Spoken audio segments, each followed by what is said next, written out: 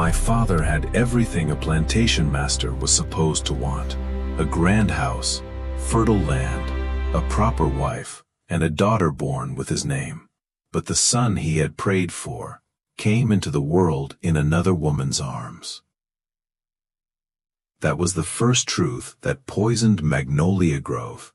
The second was this: everyone in that room knew exactly whose child he was. The morning mist clung to the cotton fields like a burial cloth the day everything changed. September, 1847, Georgia heat already rising through the earth, before the sun had fully climbed.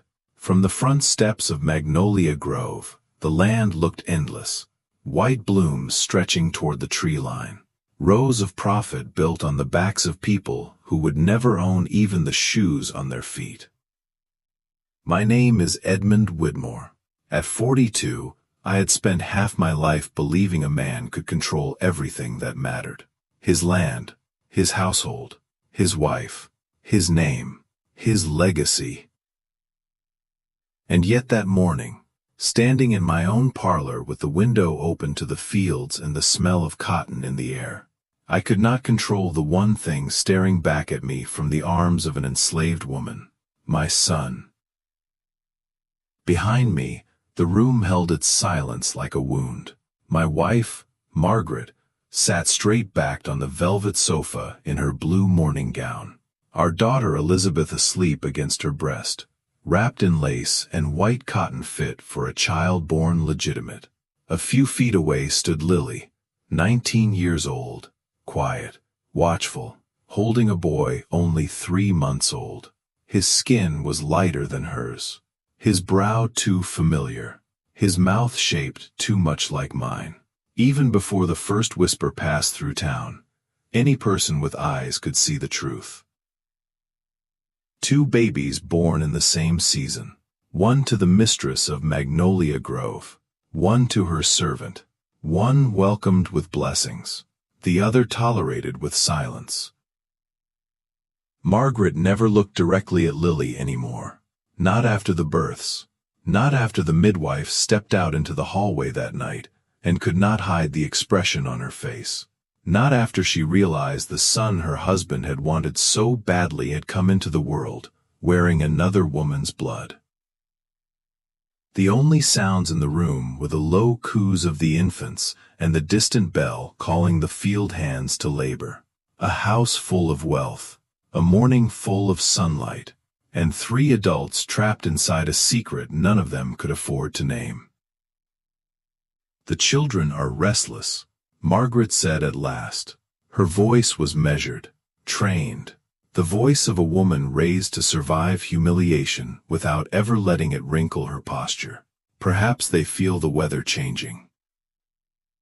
I turned from the window and looked at them, at my wife, at my daughter, at Lily and the boy, at the life I had built so carefully and the crack now running straight through its center. Lily shifted the child in her arms. "Master Edmund," she said, "young Thomas needs—" "Don't," I snapped. The word came harder than I intended, too sharp, too fast, but I could not bear to hear his name spoken inside that room. Not there, not with Margaret watching. Not with my own guilt rising like bile in my throat. Lily fell silent, but the look in her eyes, that was worse than tears. She did not beg. She did not defend herself. She simply held the boy closer, as though the small protection of her body were the only shield she had to offer him. Margaret adjusted Elizabeth's blanket with fingers that never trembled in public. "We need to discuss arrangements," she said. "People are beginning to talk." Talk. Such a polite word for the slow death of reputation.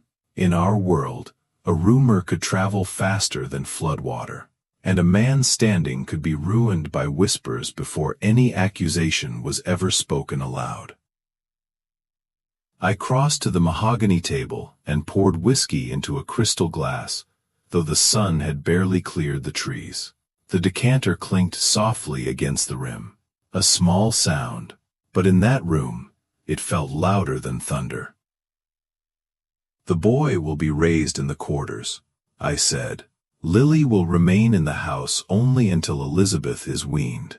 After that, she returns to field work." Margaret looked at me, searching my face for something I could not give her. "And if anyone asks questions." I lifted the glass but did not drink. "Let them ask. A man's household is his own concern." Even as I said it, I knew it was a lie. No household belonged entirely to itself in Georgia. Not one built on land, slaves, and appearances. Every neighbor watched every other neighbor. Every wife counted months and births. Every church pew held more judgment than prayer. Thomas stirred in Lily's arms and opened his eyes. Gray. Too gray. The same shade I had seen in my own reflection for decades. He looked toward me without fear. An infant too young to know that the room had already decided what he would and would not be allowed to mean. Margaret noticed where my eyes had gone. Her mouth tightened. "She's getting ideas above her station," she said quietly. "I can see it in her." She meant Lily. But beneath those words lay another fear. That perhaps I was the one losing my sense of place. That perhaps I had begun to feel something toward that boy that no decent Southern master was supposed to feel toward a child born in the slave quarters. "Lily knows her place," I said. But the answer sounded weak even to me. Because the truth was, I no longer knew mine. Lily bowed her head. "I should take Thomas to the kitchen, sir. Cook will need help with breakfast." Margaret answered before I could. "Yes, go." Then, after the briefest pause, "Remember your place."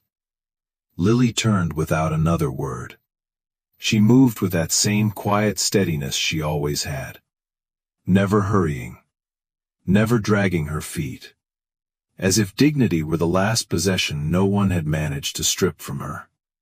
At the doorway, the morning light caught Thomas's face one last time.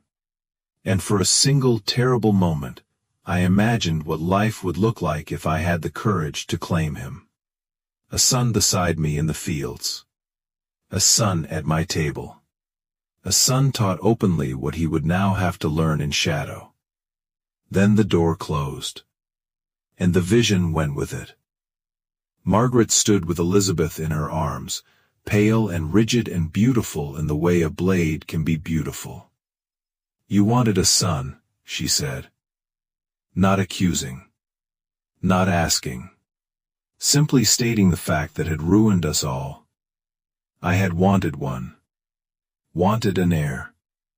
A boy to carry the Whitmore name beyond my own life. Someone to inherit Magnolia Grove and keep the land under one bloodline. That was what men like me were taught to want. Land. Legacy. Continuity. And now I had my son. Only not the one the world would permit me to love. Outside, the plantation had fully awakened.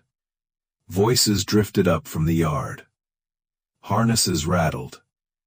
The overseer shouted toward the fields. Life continued with its usual brutal efficiency. But inside that parlor, nothing would ever be usual again. Because from that morning on, Magnolia Grove held 2 children beneath one roof. One born to my name, and one born to my silence. And I understood, with a clarity that frightened me, that no wall on this plantation would be strong enough to keep the truth buried forever. I had everything a man like me was supposed to want. And yet the thing I wanted most stood in another woman's arms, already teaching me how little power I truly had. 5 years passed. But time has a cruel way of making secrets more visible, not less. By the summer of 1852, Magnolia Grove looked exactly the same from a distance.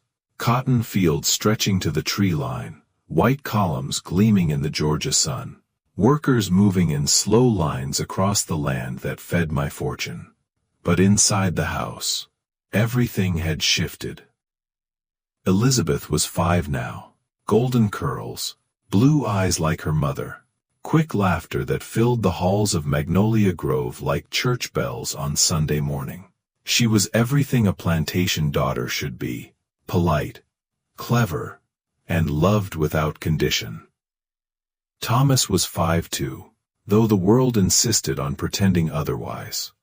I saw him almost every day, helping Lily carry water from the well, stacking firewood beside the kitchen, running small errands between the house and the quarters. He had grown tall for his age, too tall, too straight-backed. And when he turned his head a certain way, the resemblance was no longer something people merely suspected. It was something they noticed. That afternoon the heat sat heavy on Magnolia Grove, pressing down on the roof like a hand.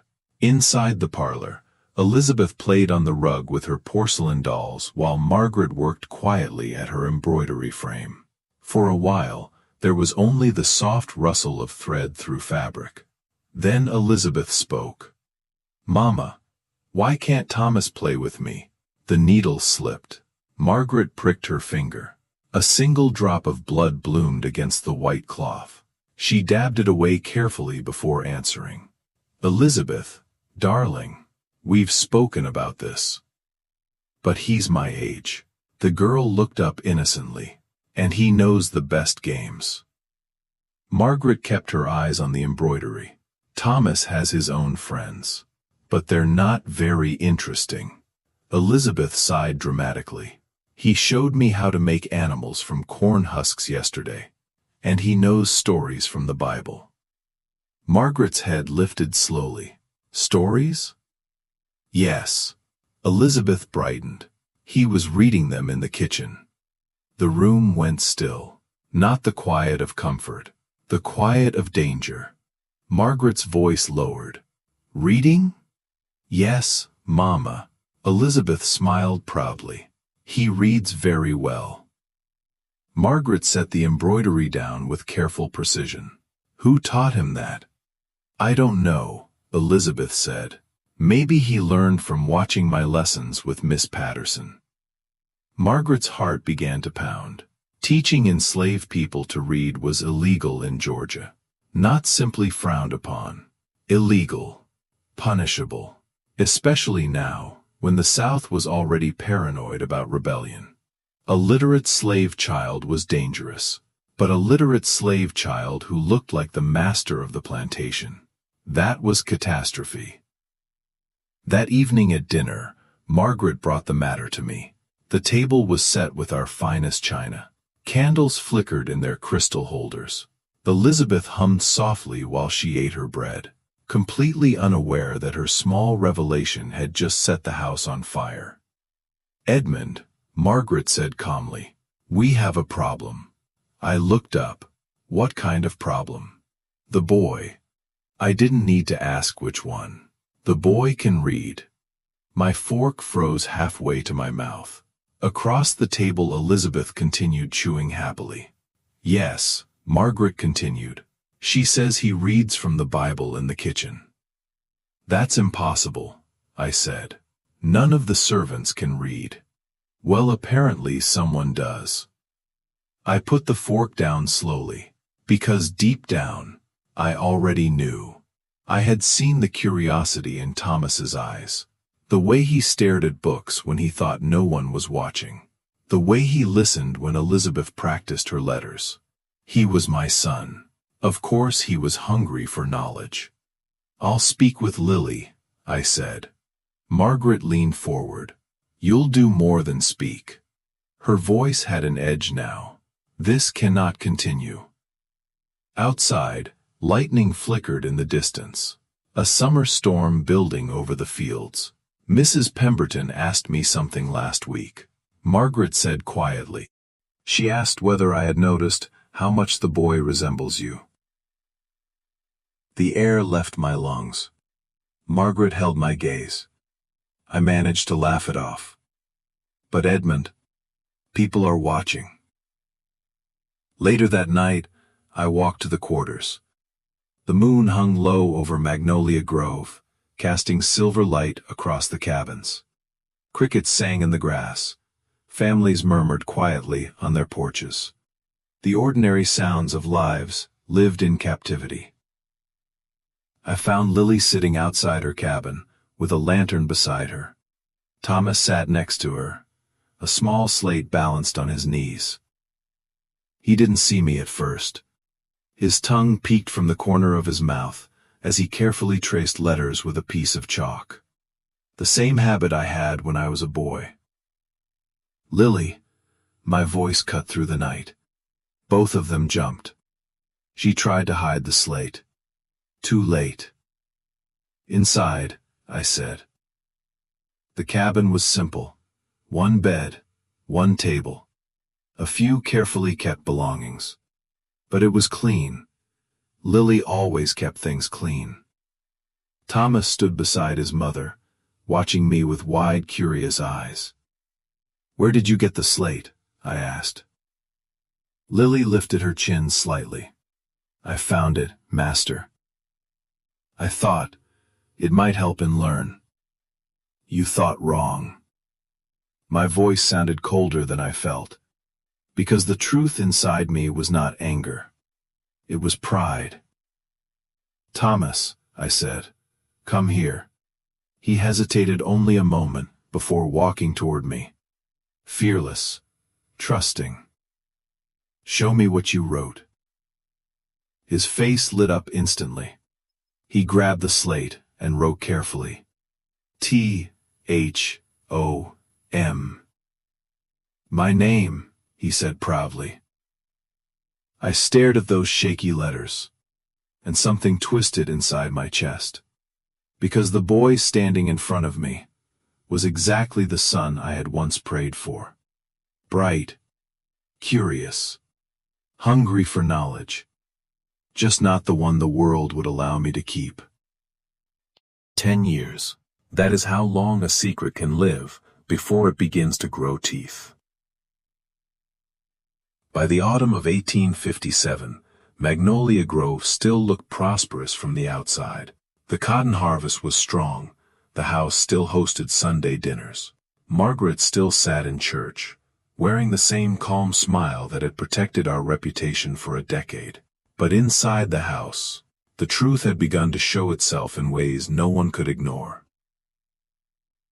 Thomas was 10 now, tall for his age, lean, sharp-eyed. When he walked across the yard carrying wood or water, people sometimes stopped speaking without realizing it, because the resemblance had become impossible to miss. The jaw, the posture, even the way he squinted slightly when thinking. He was my son. Anyone with eyes could see it now. Elizabeth had grown as well, no longer the little girl playing with porcelain dolls. She asked questions now, too many questions. Questions children were not supposed to ask, and questions adults were not prepared to answer. The trouble began on a gray November morning. Margaret was hosting her usual social visit in the parlor. Mrs. Pemberton had come, along with 2 other plantation wives. Teacups, embroidery, polite conversation about church and weather, the usual performance of Southern gentility. Then Elizabeth burst through the door, her cheeks flushed with excitement. "Mama!" Margaret's eyes flashed immediately. "Elizabeth, what have I told you about interrupting when we have guests?" But the girl was too excited to notice the warning. Thomas showed me the most beautiful poem. The room froze. Mrs. Pemberton leaned forward slightly. "Oh?" Elizabeth smiled proudly. "He knows so many words.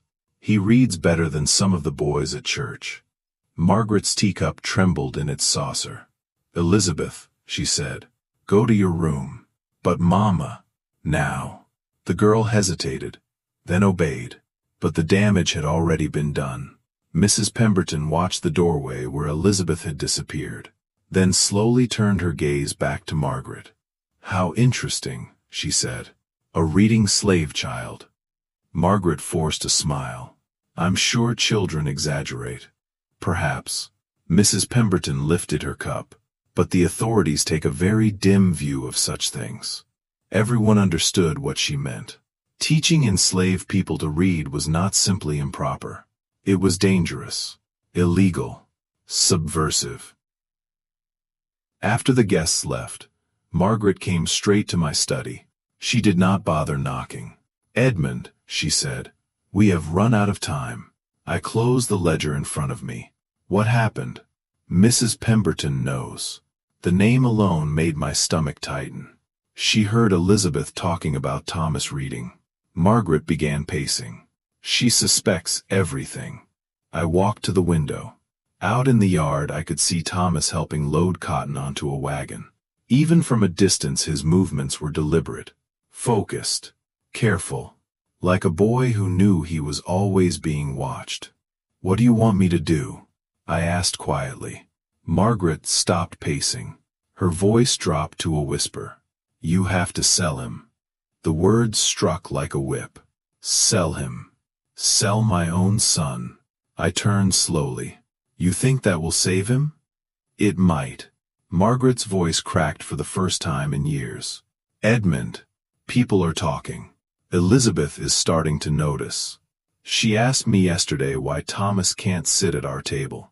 The room fell silent, because both of us knew the real question hiding behind that one. Why does the master's son live in the slave quarters? Perhaps, Margaret continued carefully, the Hendersons in Savannah could take him. They're looking for a house servant. He would be treated well. Treated well, I repeated bitterly, as property. Margaret stepped closer. He already is. Her words cut deeper than anything else she had said, because they were true. In the eyes of the law, Thomas was not my child. He was my possession. That night, I walked to the quarters again. The air was cold for Georgia. Wood smoke drifted between the cabins. Families sat together quietly after the day's work. I found Thomas sitting on the steps of Lily's cabin, a small oil lamp beside him, a book open in his lap.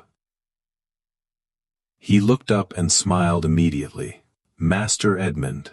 My chest tightened, because that smile looked exactly like mine. Look, he said proudly. I've been practicing. He held up a piece of paper, careful letters written in charcoal. I sat down beside him, something I had never done before. What are you reading? The Bible. He tapped the page. The story of Moses. And what do you think of it? Thomas thought for a moment. Moses was brave. Then he added quietly, but wandering in the desert must feel lonely. His words hit harder than he realized, because that was exactly what his life was. A child wandering between two worlds, belonging fully to neither. Thomas, I said slowly, what do you want to be when you grow up? His face lit up instantly. I want to be like you. The word shattered something inside me. I want land. I want books. I want to make decisions that matter. Then his smile faded slightly. Mama says that's not possible. I stared at the ground, because for the first time in my life, I had no lie strong enough to comfort a child. Then he asked the question that had been waiting 10 years to be spoken. Master Edmund. He looked directly into my eyes. Are you my papa? The world seemed to stop breathing. I could see hope in his face. Fear, love, and something even worse.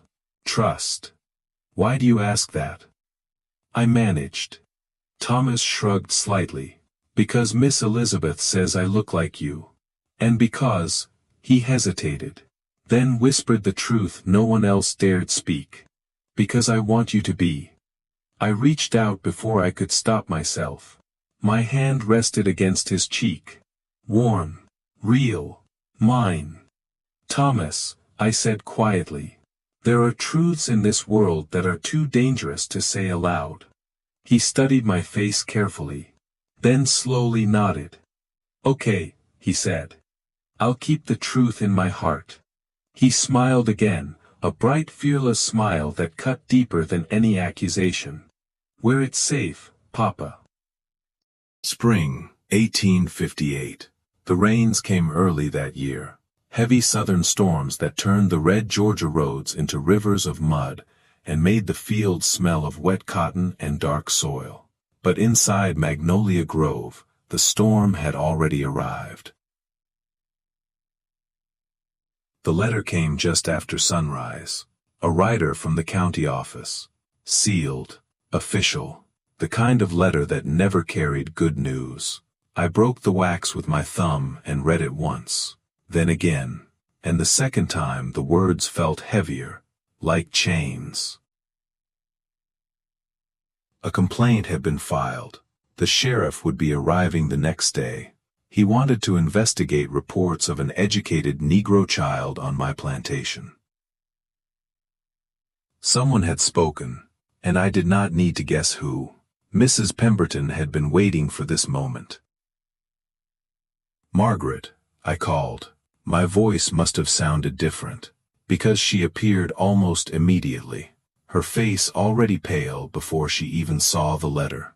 "What is it?" I handed it to her. She read slowly, then sank into the nearest chair. "Dear God.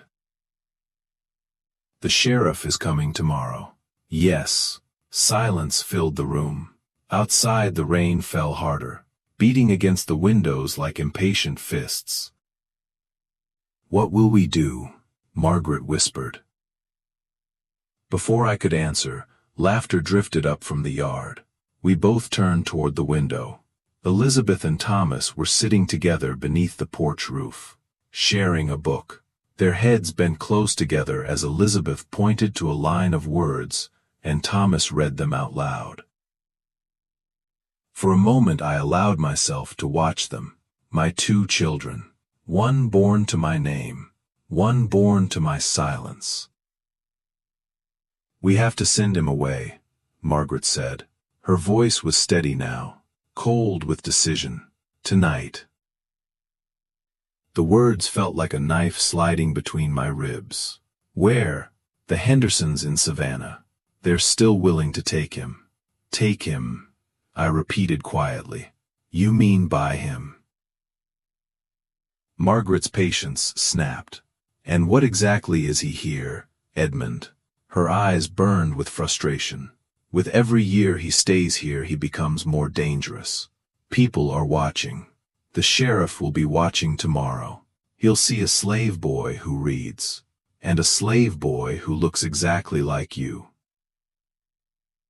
I turned back to the window. The rain blurred the world outside, but I could still see Thomas's smile. Still hear Elizabeth at something he said. "I can't sell my own son," I said. Margaret's reply was brutal. "Then you'll watch him hang." Her words landed like thunder, because we both knew she was right. In these times, an educated slave was not simply a curiosity. He was considered a threat. If the authorities believed I had allowed it, they would make an example of him, and of Lily, possibly of me. The storm outside grew louder, rain pouring from the roof in sheets, the world washing itself clean while our house filled with something darker. That afternoon I walked to the kitchen to find Lily.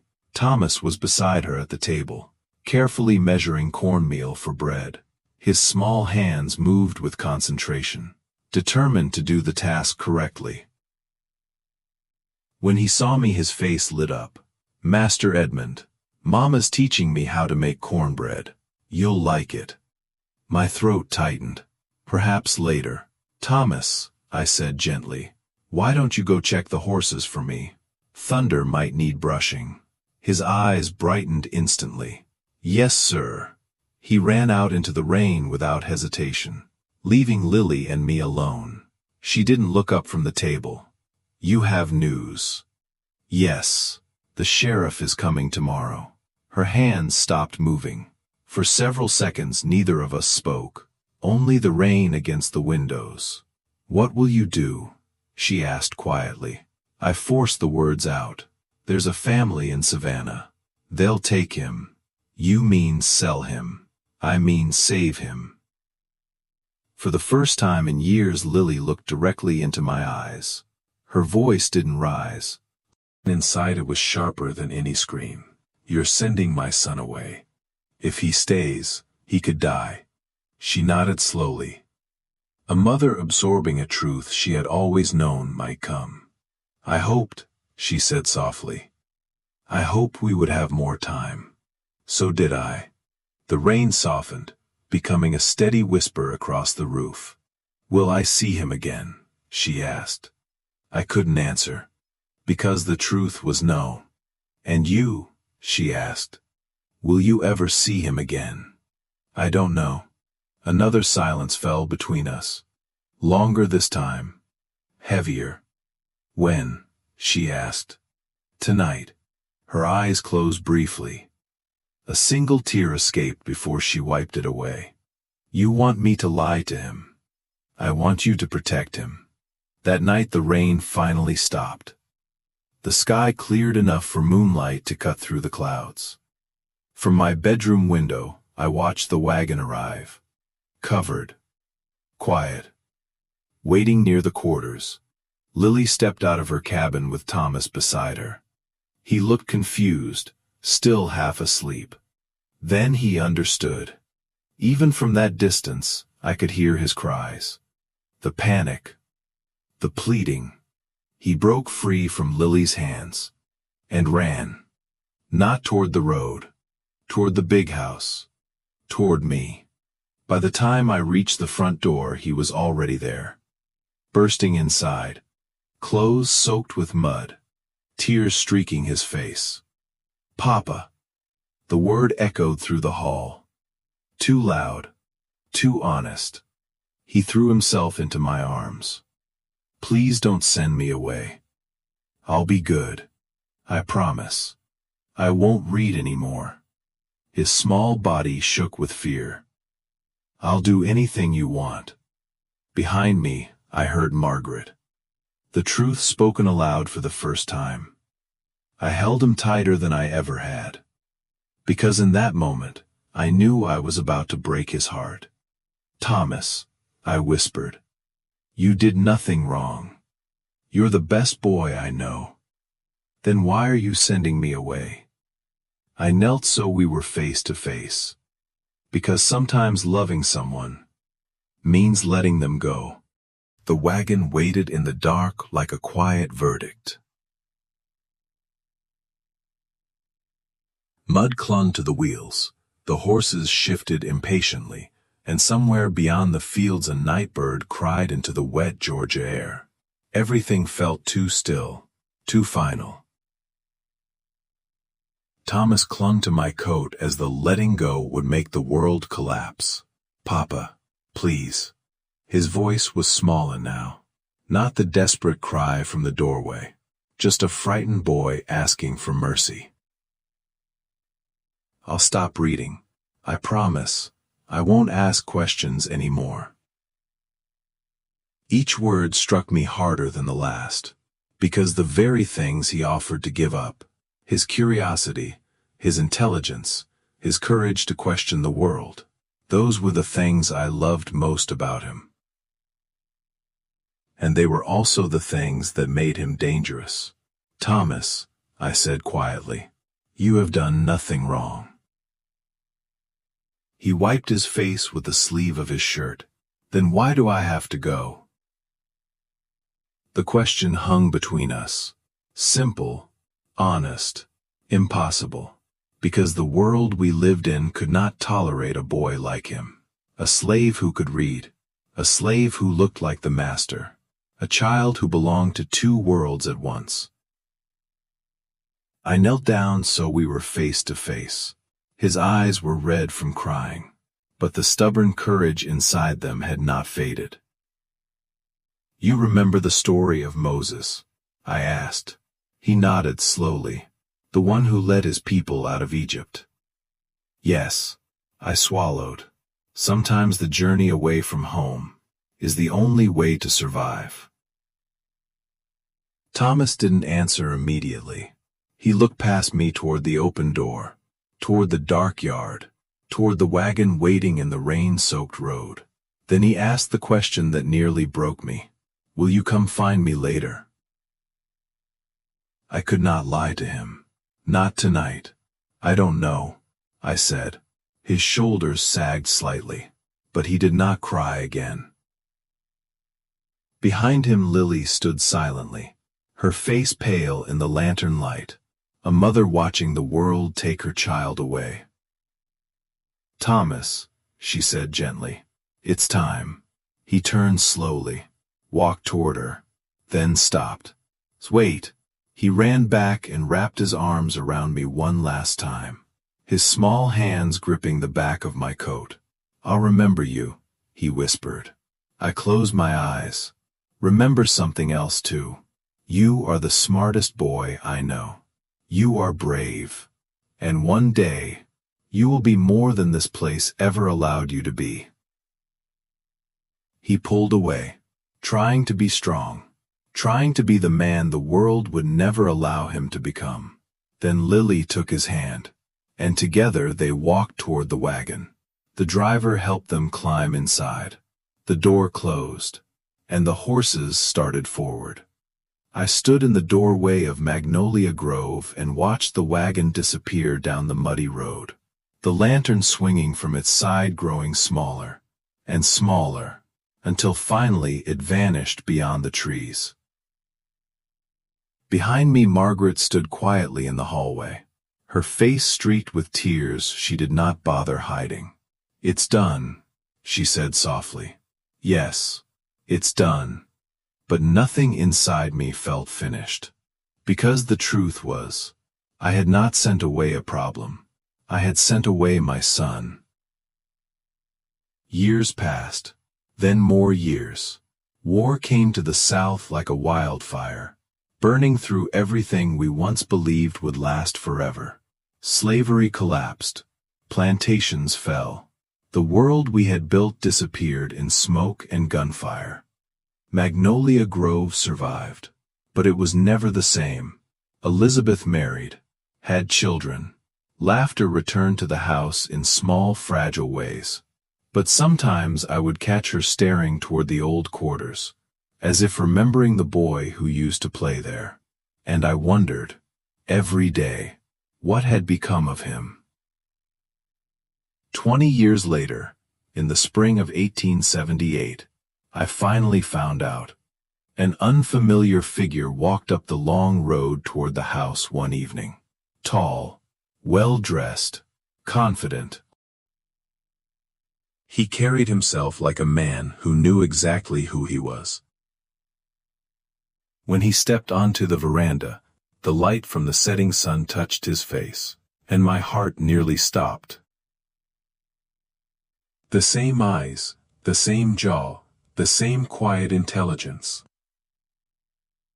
"Master Whitmore," he said calmly, then a small smile touched his lips. "It's Dr. Thomas Freeman now. My freedom gave me the right to choose my own name." For a moment neither of us moved, 20 years of silence standing between us. Finally, I whispered the word that had lived in my chest for 2 decades.